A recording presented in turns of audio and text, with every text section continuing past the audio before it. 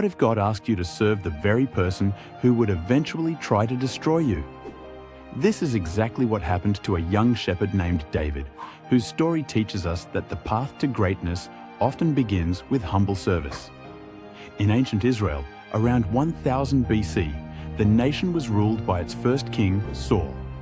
God had chosen Saul to lead his people, but Saul's disobedience and pride had cost him divine favor. Unknown to most, God had already selected Saul's replacement, a teenage shepherd boy named David from Bethlehem. David's journey to the throne didn't begin with a crown or royal decree. Instead, it started with a harp and a heart willing to serve. King Saul was tormented by what the Bible calls an evil spirit, likely severe depression or mental anguish resulting from his separation from God. His servants suggested music therapy, and they found the perfect musician in young David. Picture this scene. David, fresh from the fields where he protected sheep, now stands in the royal palace. His calloused hands that once gripped a shepherd's staff now gently pluck harp strings. The same voice that called scattered sheep now soothes a troubled king. 1 Samuel 16:23 tells us, "Whenever the Spirit from God came on Saul, David would take up his lyre and play. Then relief would come to Saul, he would feel better, and the evil spirit would leave him." This wasn't just a part-time gig for David. He became Saul's armor-bearer, one of the king's most trusted positions. David carried Saul's weapons, stood by his side in battle, and earned the king's deep affection. Saul loved David greatly, not knowing he was nurturing his own successor. But David's most famous moment of service came on a battlefield. When the Philistine giant Goliath challenged Israel's army, seasoned warriors cowered in fear. David, present only to deliver food to his brothers, couldn't stand hearing God's people mocked. With nothing but a sling, 5 smooth stones, and unwavering faith, he defeated the giant who had terrorized an entire army. This victory changed everything. David's popularity soared throughout Israel. Women sang in the streets, "Saul has slain his thousands, and David his tens of thousands."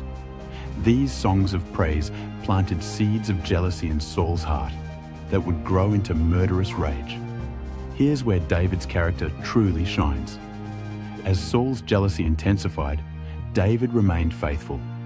When Saul hurled spears at him during music sessions, David dodged but didn't retaliate. When Saul sent him on dangerous military missions, hoping he'd be killed, David succeeded brilliantly. When Saul gave him his daughter Michal in marriage with ulterior motives, David served his father-in-law honorably. David had every reason to rebel. He knew God had anointed him as the next king. He had popular support and military success, yet he continued serving Saul with integrity, even as the king's behavior became increasingly erratic and hostile. The Bible records David's philosophy in Psalm 75, 6-7. "No one from the east or the west or from the desert can exalt themselves. It is God who judges. He brings one down, he exalts another." David understood that promotion comes from God, not from self-promotion or political maneuvering. This principle of humble service before honor appears throughout Scripture.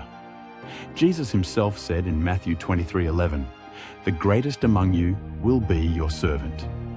David's willingness to faithfully serve Saul, despite knowing his own destiny, prepared him for kingship in ways that no royal education could.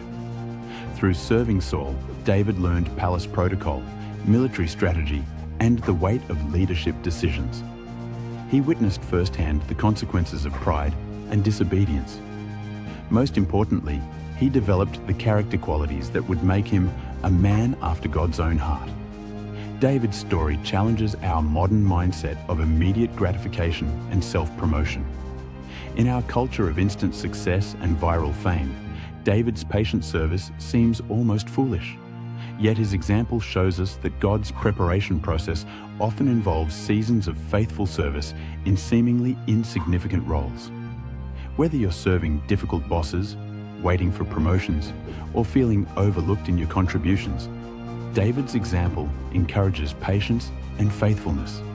God was preparing David for kingship through every moment of service to Saul, even the painful ones.